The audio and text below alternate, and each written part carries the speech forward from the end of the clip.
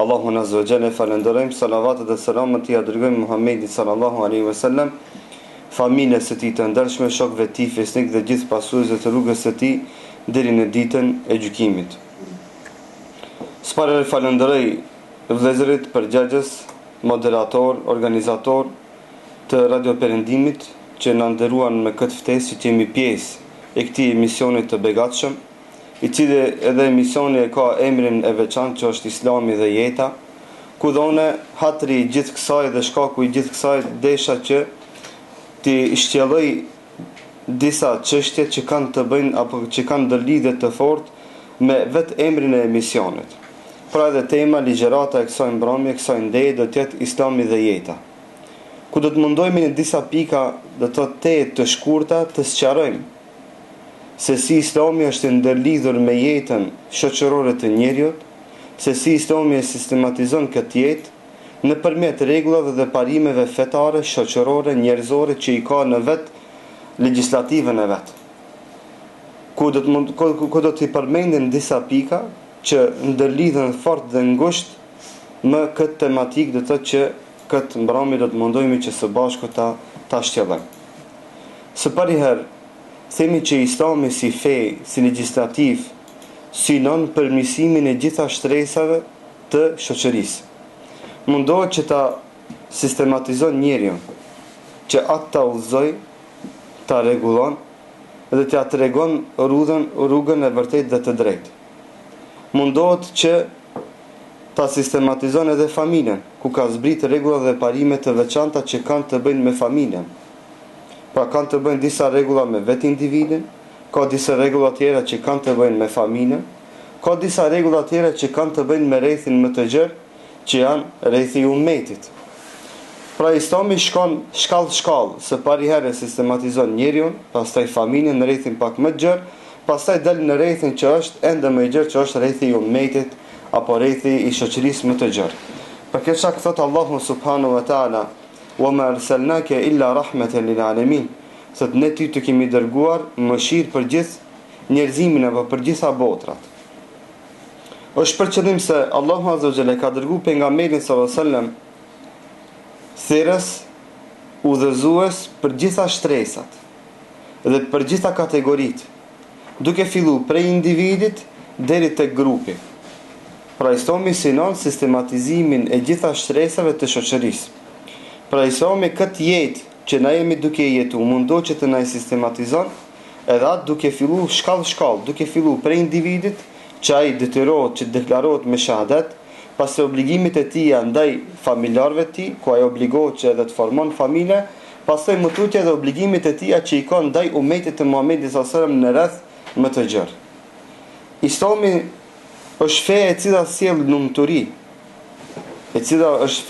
sjell lumturi, duke ja treguar njeriu rrugën e vërtetë e të shëndosh. Nga se njeriu vetvetiut nuk ka mundësi që ta dinë të mirën dhe të keqen. Nga se njeriu vetvetiut nuk ka mundësi që ta dinë rrugën më të shkurtë dhe më të qartë e cila të shpihet kundrejt lumturisë dhe gëzimit dhe rahatisë që ka mundësi ta ketë njeriu në këtë dynjë. Për këtë shkak Allahu azza wa jall njeriu ta ka sqaruar të mirën dhe të keqen. Ja ka sqaruar rrugën e cila e shpihet drejt lumturisë dhe rahatisë. Për këtë shkak Allahu azza wa jall e ka lënë ligj të tij që çdo kush që i afrohet kësaj feje, i cili përqafon veprat e mira të devotshme, ja ka garantuar këtij personit jetën e lumtur e të rahatshme në këtë dynjë. Për këtë shkak në surën An-Nahl ajetin 97 thot Allahu subhanahu wa taala: "Men amila salihan min dhakarin aw untha wa huwa mu'minun falanuhyiyannahu hayatan tayyiba." Thot, dhe kush bën vepra të mira, amel salih kanë thonë dietarët, është çdo vepër e cila është konform rregullave dhe parimeve të shariatit, e cila është me sinqeritet dhe konform sunetit të Muhamedit sallallahu alaihi wasallam. Pra çdo vepër e cila është e sinqert për hir të Allahut dhe është sipas sunetit të pejgamberit sallallahu alaihi wasallam, themi kjo vepër është vepër e cila e ka emrin amel salih. Dhe thot Allahu azza wa jalla, çdo kush që bën vepra të mira, amel salih, min dhakarin aw untha, thot qofshin meshkuj apo femra, qofshin nga gjinia mashkullore apo nga gjinia femrore. Wa huwa mu'minun, duke qenë i bindur, duke qenë besimtar, falenuhyiyannahu hayatan tayyiba. Thot këtij njeriu do t'i japmi jetë të mirë, e të lumtur, e të rahatshme, të begatshme. Pra rahatia dhe qetësia në këtë dunjë dhe në këtë botë arrihet duke vepru vepra të mira konform asaj që është i kënaqur Allahu subhanahu wa taala. Sheriati dhe Islami mban baraspeshën tek njerëzimi, pasi që njeriu është i krijuar nga dy materie, që është trupi dhe shpirti. Trupi është materie e cila shihet, kurse shpirti është diçka që nuk shihet. Dhe Allahu azza wa jall e ka obliguar njeriu që t'ia jep secilët prej këtyre çka të drejtën e vet, që të mos i kushton rëndësi trupit e të anashkalon shpirtin, apo të i kushton rëndësi shpirtit e të anashkalon trupin. Për kësaj Allahu azza wa jall kalon në këtë dunjë rregulla dhe parime të cilat mbajnë baraspeshën e trupit dhe shpirtit. Pra nevojë shpirtërore dhe nevojës trupore. Këtu do të përmendim hadithin e Salman al-Farisiut me Ebi Dardan radhiyallahu anhu. Salman al-Farisiu shkon që ta viziton vllahun e vet, Ebu Dardan, në shtëpinë e tij, dhe në hadith përmendet se bashortja e tij kur del që ta prit Salman al-Farisiun radhiyallahu anhu, thot Ebu Darda e pa është bashortin e tij e cila ishte mërzit. Pra shenjat e mërzis i kishte pa në veshjen e saj dhe në pamjen e saj. Dhe kur e pyet për Ebu Dardan, thot Ebu Darda do thot është në dhomën e tij dhe nuk ka nevojë për ne. Tregimi është i gjatë, derisa në fund Salman al-Farisiu i thot: "O Ebu Darda", i thot, "mos haro se kjo obligime ndaj vetvetes tënd. Kjo obligime ndaj trupit tënd. I thot kjo obligime edhe ndaj familjes tënde dhe ndaj bashortes tënde. Thot edhe kjo obligime edhe ndaj Zotit tënd. Thot dhe çdo kujt i jepi atë drejtën e vet." Pra kështu Islami sistematizon jetën e njeriut. Kështu Islami sistematizon nevojën fizike dhe atë që është nevojë shpirtërore. Që Allahu azza wa jall për këtë shak njeriu t'ia ka lejuar shumicën e të mirave të kësaj dunjoje. Nuk ka të mirë të kësaj dunjoje të cilën Allahu azza wa jall ja ka ndaluar njeriu. Për këtë shak thot Allahu subhanahu wa taala: "Kul man harrama zinata Allahi allati akhraja li ibadihi wat-tayyibati min ar-rizq." Thot Allahu subhanahu wa taala në suratul A'raf ajetin 30. Thot thuaj o Muhammed, kush i ka ndaluar siç zinat Allah, zbukurimet të mirat e Zotit, allati akhraja li ibadi, të cilat Allahu i ka lënë dhe i ka kriju për krijesat e tija, wat-tayyibati min ar-rizq, edhe thot çka ushqimet e mira që i kam lënë furnizim për njerëzimin. Pra nuk ka të mirë e cila është materiale e kësaj dunjoje dhe furnizimi i cili është i mirë dhe i dobishëm për njerën të cilën Allahu azza wa jalla e ka ndaluar për te. Për këtë shak Allahu azza wa jalla thot: kjo është nevoja e të ushqyerit dhe nevoja e dekorimit. Pastaj Allahu azza wa jalla në suratul Baqara thot: "Nisaukum harthul lakum fa'tu harthakum anna shi'tum." Thot gratë e juaja janë kopshtet e juaja. Afroni grave të juaja kada që doni. Pra u ka bërë të lejuar njerëzimit çka afrimin dhe kënaqen me bashortet e tyre. Por në fund të ajetit çka thot: "Wa qaddimu li anfusikum wattaqullah." Thot dhe çka mos harroni që të bëni vepra të mira dobishme të cilat do t'ju sillin dobin ditën e gjykimit. Dhe çka thot në fund: "Keni frikën e Zotit." Pra mos u habitni pas grave e të harroni vetveten. Dhe mos harroni se krahas asaj që Allahu ka lejuar juve që ti doni gratë, që ti respektoni dhe të keni jetë të lumtur me te, mos harroni që të keni frikë, që të largoheni nga ndalesat të cilat i ka ndaluar Allahu azza wa jalla në këtë tokë. Nga rregullat dhe parimet që Islami i ka përcaktuar për njerëzimin është që Islami nxit në kërkimin e diturisë. Nxit njeriu që të kërkon dituri. Për kësaj Allahu Azza wa Jall në mënyrë urdhërore i thot Muhamedit sallallahu alaihi wasallam në surën Taha, thot wa qur rabbi zidni ilma. I thot o Muhammed, o ti pejgamber, thuaj lutë Allahun, duke thonë, o Zot, o krijuesi im, ma shto diturin. Ma shto diturin. Sepse dituria është ajo e cila ti çel sytë e ballit, ti çel sytë e zemrës, ta ndriçon rrugën e kësaj dënjoje dhe rrugën e ahiretit. Ku kemi për të folë këtu në këtë pikë, do të thotë me të madhe. Themi që Islami është fe e cila çka ja rahaton jetën njeriut, ja bën më të këndshme, duke stimuluar, duke inkuraju që ai të kërkon dituri, që ai të jeton me dritën e diturisë, që ai të jeton konform asaj që është e shëndos dhe e mirë, duke kërku diturin. E jo ai të mbetet ignorant, që jeta e tij të shkon në humner. Islami është fe e cila ndalon imitimin, pasi që është fe e cila inkurajon dhe nxit në kërkimin e diturisë me automatizëm ta ndalon çka? Imitimin e të tjerëve. Imitimin e të tjerëve kur është pyetje ignoranca dhe devijimi. Por sa është fe e cila çka ta obligon që çdo vepër ta veprosh duke ndërtuar në deturi. Për këtë çka Allahu Azza wa Jall i kërcënon dhe i nënçmon ata të cilët çka fen e marrin si trashëgimi. Ata të cilët e kanë marrë dhe e kanë besuar Allahun duke mos kërkuar dituri, por duke i ndjek të parët e tyre.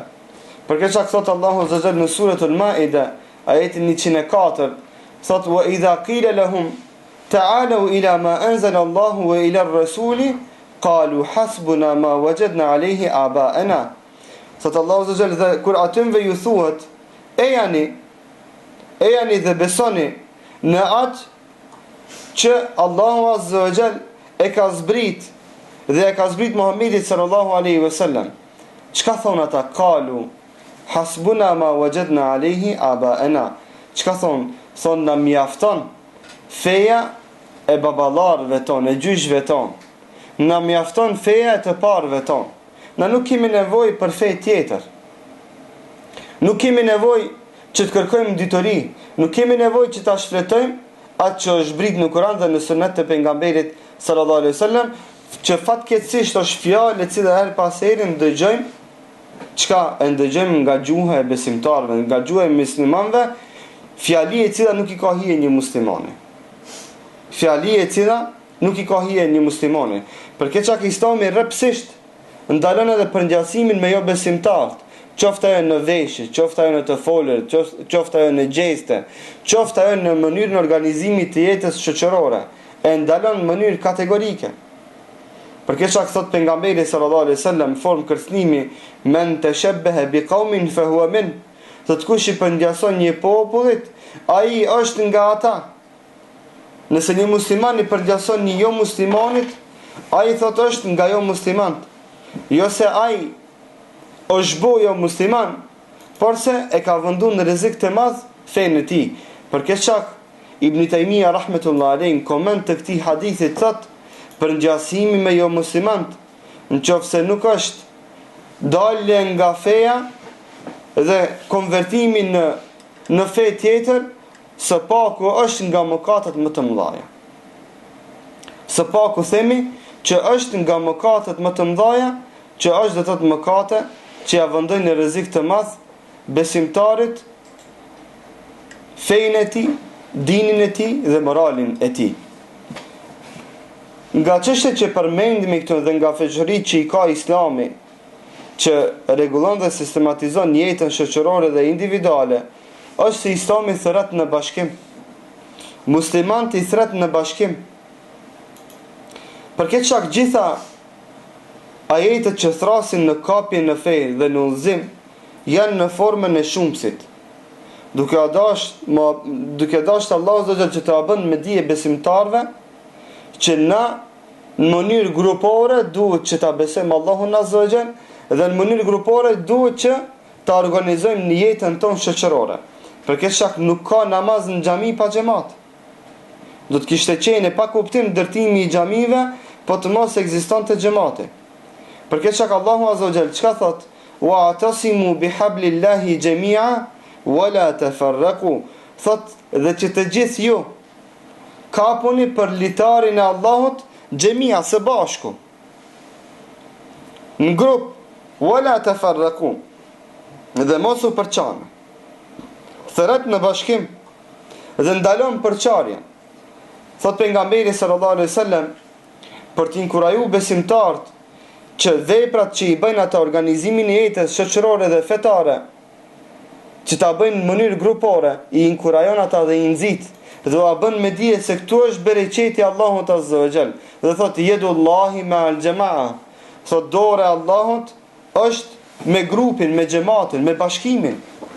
Ati ku ka bashkim, ati ku ka grup, ati ka mirëkuptim, ka harmoni, dhe aty është edhe çka dora e Allahut Azza wa Jall që ka kuptimin edhe ndihmën e Zotit. Ku ka organizim grupor, ku ka jetë të përbashkët dhe grupore, që besimtarët solidarizohen mes tyre, që ta bëjnë një vepër të caktuar e cila është në dobi të besimtarëve apo në dobi të Islamit, aty është prezenca e dorës së Allahut Azza wa Jall, ndihma e Zotit është aty prezente, padyshim se aty është edhe fitoria e garantuar nga ana e Allahut subhanahu wa taala. Sa aty ku është ndihma e Zotit, nuk ka kush poshtë atë ndihmë. Nuk ka kush poshtë atë vepër, atë projekt bamirës. Dhe për këtë shkak na vazhdimisht nxisim besimtarë dhe i themi që na jetën tonë fetare shoqërore duhet të organizojmë në mënyrë grupore. Sepse aty është bereqeti, aty është hajri, aty është e mira. Por nga ana tjetër çfarë thot pejgamberi sallallahu alajhi wasallam? Duke dashur të bën me dije besimtarëve rrezikun e përçarjes dhe rrezikun e shkapërderdhjes së kësaj force, thot kështu pejgamberi sallallahu alajhi wasallam: "Inma ya'kulu adh-dhi'bu min al-ghanam al-qasiya." Thot me të vërtetë thot ujku i han delet e egra. Pse?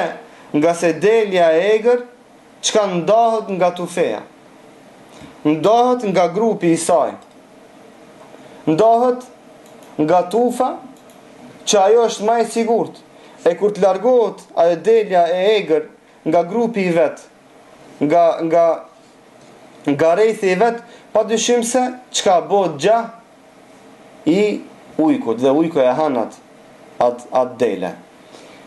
E ka përmend këtë nga se besimtari i cili ndahet nga grupi e han drejtë, e han shejtani. E merr shejtani përpara. Kur ai të ndahet nga grupi, kur është më i sigurt, kur atë do të thotë e ndihmojnë, edhe atë e forcojnë, edhe atë e këshillojnë, edhe lehtësimi dhe përforcimi dhe ndihma e tij është më e lehtë, nga se kur shumë veta e ndihmojnë njërit, natyrisht se gjithë nga pak ajo bëhet shumë. Dhe sa ai kur të ndahet nga ky grup, atëherë bëhet gjahi shejtanit. Shejtani e merr përpara.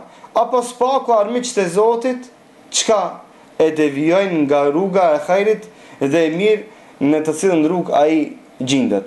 Dhe për këtë çka këshillojmë besimtarët që ata jetën e tyre fetare islame të organizojnë në mënyrë grupore dhe xhamatore. Dhe ja sa mirë është ky rasti konkret. Këtu në këtë mbrëmje, Radio Perëndimi, kur me një organizim shumë të thjesht e modest, çka bën lidhjen e muslimanëve anë mban botës. Këto studio gjendet në Londër, këta vëllezërit që këndojnë ilahi janë në Ferizaj, unë jam këtu në Shkup, dhe kjo ligjërat çka ndëgjohet anë mban botës. Ndëgjojnë besimtar nga vende të ndryshme. Nga se na jemi bashku me një vend, me një rjet, me një dhomë. E mënyrat dhe format janë të ndryshme që na duhet t'i kuptojmë. Dikush është lidh me desktop, dikush është ndërlidh me laptop, ai tjetri me iPad dhe kështu me radhë. Nuk është me rëndësi mjetin me cilin ti do të ndërlidhesh.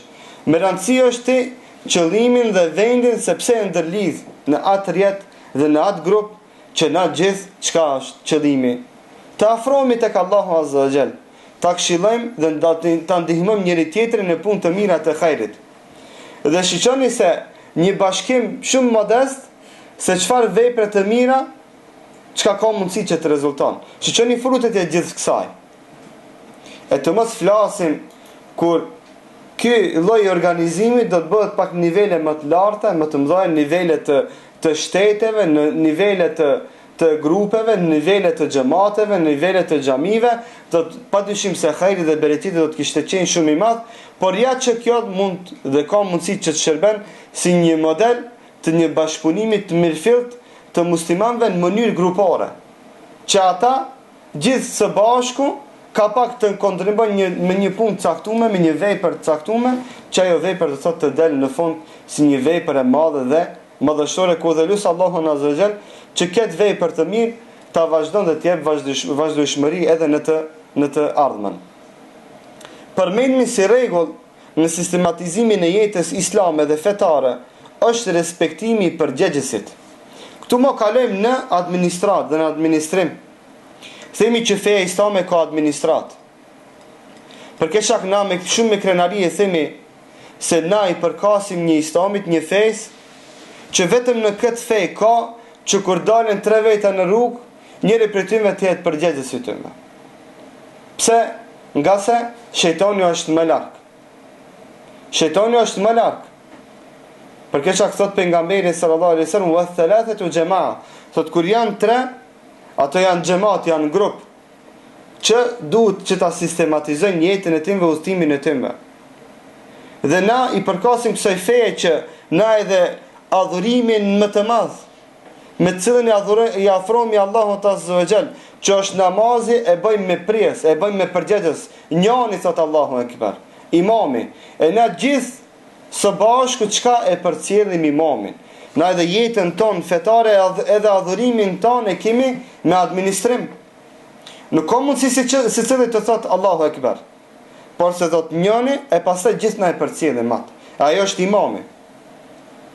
Edhe jetën tonë çka fetare, edhe pushtetin tonë, edhe shtetin edhe khalifatin tonë, çka e administrojmë me e mirë, me përgjegjës, që gjithë na e kemi për obligim. Dhe është nga mëkatet e mëdha që të mos respektohet i pari. Pse?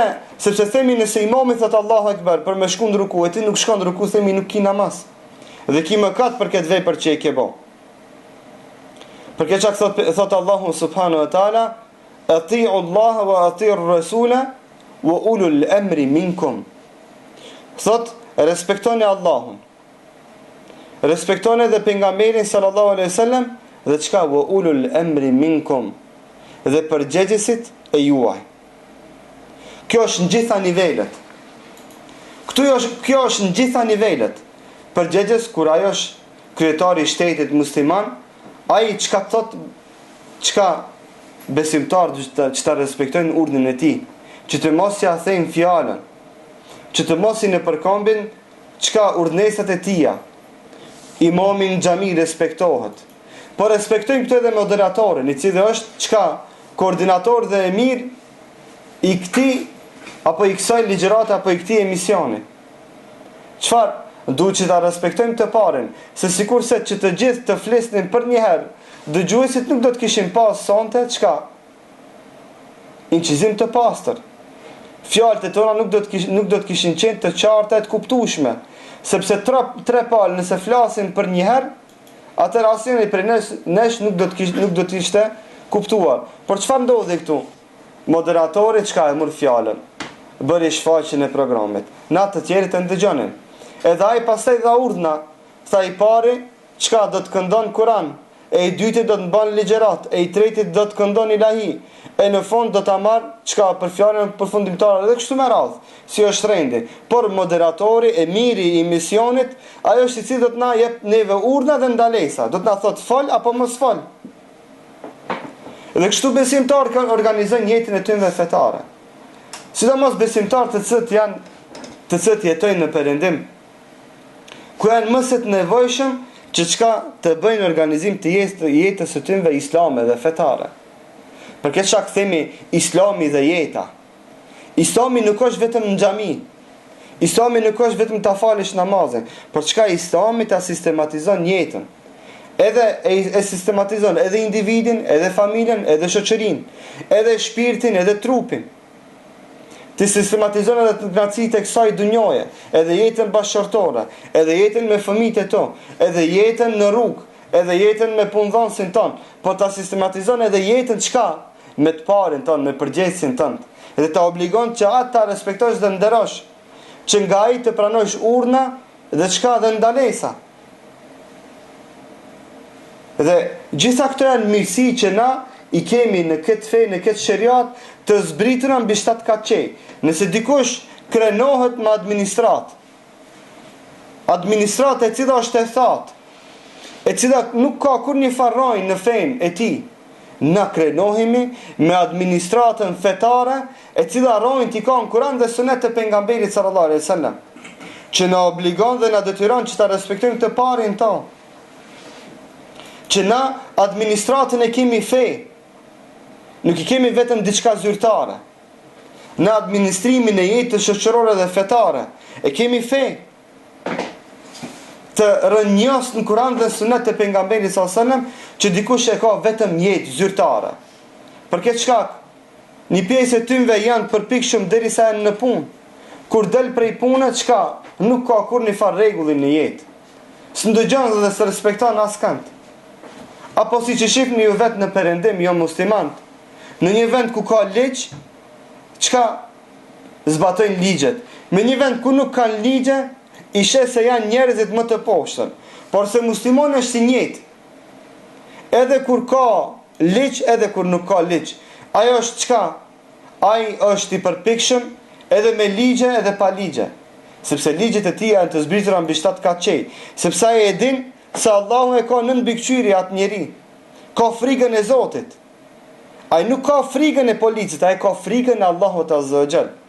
Për dallim prej jo besimtarëve, kur ka kamera, kur ka polic, ajo është qytetar shembullor. Kur nuk ka kamera, kur nuk ka polic, kur nuk e sheh askush, ai ban gjitha xezat. Ja, muslimani e din se ai është nën mbikëqyrjen e Allahut azza wa jall dhe ai është i vetëdijshëm se nuk guxon që t'ia kthen fjalën edhe t'ia thën urdhnin prisit të tij, të parit të tij, mbretit të tij, apo kryetarit të shtetit që është në një shtet musliman. Themi se regulativ tjetër është se Islami përcakton kriteret e të privilegjuarve. Islami ka thënë gjitha tiparet e ignorancës, gjitha cilësitë e ignorancës, gjitha moralet e ignorancës, çka i ka luftu dhe i ka zhduk. Se Islami i ka luftu çka? Dallimet në baza kombëtare. I ka luftu dhe i ka zhduk ata. I ka ndalu çka? Dallimet në baza farefisnore apo fisore. I ka luftu dhe i ka ndalu dallimet në baza të pasurisë. Ka ndalu dhe urdhnat e Zotit janë të njëjta edhe për të pasërin dhe për të varfërin. Tek Allahu azza wa jall. Tek Allahu azza wa jall. Është e dashur devotshmëria. Me devotshmëri Allahu azza wa jall i dallon njerëzit. Për këtë çka thot Allahu subhanahu wa taala, inna akramakum indallahi atqakum. Thot më i miri, më i dashuri, më i privilegjuari prej jush te Allahu azza wa jall është ai i cili është i devotshëm. Jo ai i cili ka pasuri, jo ai i cili është i bukur, jo ai i cili është shqiptar apo është arab apo është evropian apo kujt dikush. Ja, gjitha këto dallimet bim poshtë me Islam. Me Islam më i privilegjuari është ai i cili është tek Allahu azza wa jall, ai i cili është më i devotshëm, më i mirë, më i drejtë, më i butë, më i sinqert, më i ibadetxhi, më i respektueshëm dhe kështu me radhë. Ajo është më i dashuri tek Allahu azza wa jall. Dhe Islami ndalon të çka? Që njeriu të lakmon edhe të të shiqon njerëzit nga këndvështrimi i pasurisë. Për këtë shkak Allahu azza wa jall i thot pejgamberit sallallahu alaihi wasallam, "Fala tu'jibuka amwaluhum wala auladuhum." Thot o ti Muhammed, o ti pejgamber, mos u mahnit çka ndaj pasurisë dhe fëmijëve që i kanë ata. Mos u habet. Por se çka shiqo besimin dhe veprat që i kanë ata. Na njerëzit i dallojmë këtë formë, besimtar të mirë e të këqij, në besimtar e jo besimtar. Kështu kategorizohen njerëzit.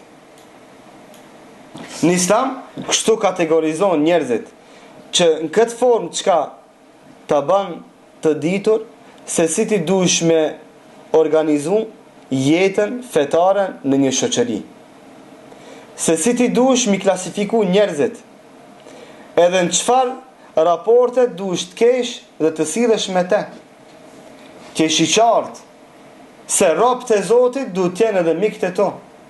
Miqtë e Allahut duhet të jenë edhe miqtë e to. E armiqtë e Allahut duhet të jenë edhe armiqtë e to. Pa marrë parasysh se ata janë të pasër, a janë të afërt, apo janë të ndonjë kombë për nacionalitetit caktuar. Na i shohim njerëzit, i miqsojmë dhe armiqsojmë aq sa kanë bagazh fetar.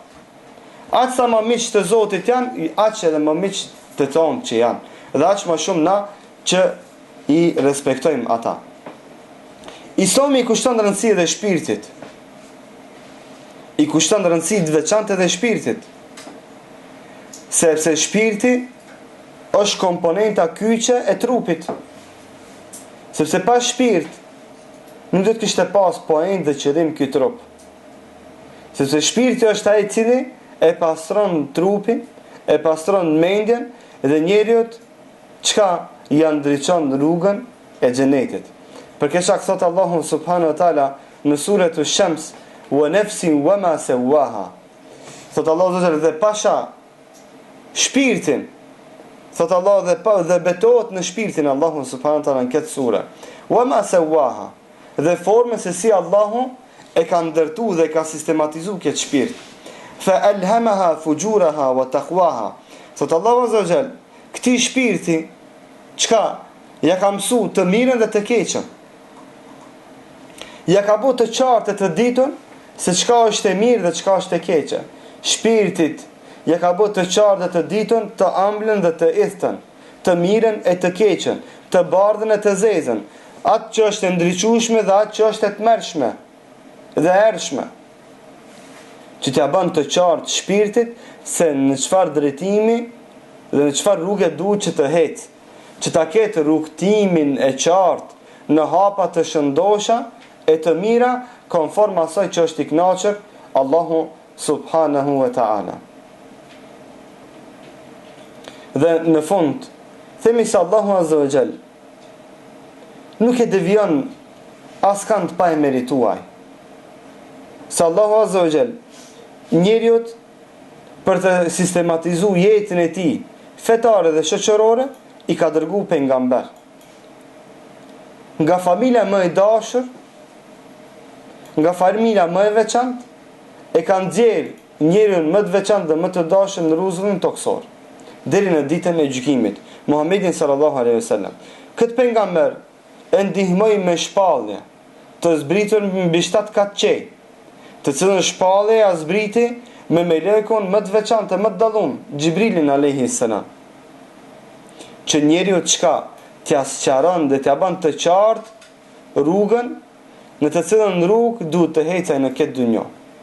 Për këtë çka thot Allahu subhanahu wa taala në surën Ar-Ra'd, ajetin 11, thot inna Allaha la yughayyiru ma biqawmin hatta yughayyiru ma bi anfusihim. Thot Allahu azza wa jall nuk ndryshon gjendjen e një popullit përderisa ata nuk e ndryshojnë vetveten e tyre. Na si cilët duhet të fillojmë nga vetvetiu. Duhet që ta përmirësojmë vetveten, pastaj të kalojmë te rrethi më i ngushtë, bashortët e tona, familjarët e tonë, e pastaj të dalim në rrethin më të gjatë. Përderisa nuk e përmirësojmë na vetveten, nuk do të vjen ndihma e Zotit e as përmirësimi i rrethit të muslimanëve më të gjatë dhe më të ngushtë. Dhe ndihma e Zotit nuk vjen na pa e kërku dhe pa i marrë shkaqet. Për këtë çka themi pika numër 10 dhe e fundit për këtë ligjërat është se çështjet varen prej ne. Çështjet varen prej njeriut, se si ai do të organizon jetën e tij shoqërore islame, në bazë të asaj do të vjen edhe suksesi. Nëse na dim të organizojmë jetën tonë fetare mirë dhe shëndosh, atëherë edhe hapa do të kemi të mira e të shëndosha. Por edhe rezultati do të jetë i mirë dhe i kënaqshëm dhe i kapshëm, që neve do të na e ban çka qefin. Por nëse na veprojmë në formë të kundërt dhe në mënyrë të kundërt, atëherë natyrisht se edhe dështimi do të jetë shumë i afër dhe na nuk do të jemi të kënaqur nga ajo që neve na ka ndodhur. Lut Allahun subhanahu wa taala që gjithëve juve të ruaj, të mundson që jetën të organizoni konform rregullave fetare, konform sheriatit të Zotit të zbritur mbi 7 katë qej. Lut Allahun subhanahu wa taala që musliman të ruaj dhe të mbroj kudo që janë, që atyve të jap suksese dhe lumturi dhe harmoni në jetën e tyre. Walhamdulillahi rabbil alamin. Allah shpëlbej të hoqë ndëruar dhe gjusë ndëruar jemi në emisionin Islamit dhe jeta para drejt pranë halve të Radio Perëndimit. Të në studio pra njërë dhe gjusë ndëruar kemi të ftuar dhe vëzërit të Islamit ku dhe në vendojnë disa ilahin inshallah, që cilat ilahin a këtë veladit për sanës dhe të motra që të zgjuan pa dhe legjeratën sigurisht besojnë dhe gjusë ndëruar që keni përfituar dhe nga këtë legjeratën njën nga hoqë ndëruar Muharrem Ismaili. Mesazhi juaj për vëllezërit dhe motrat si është nga ju.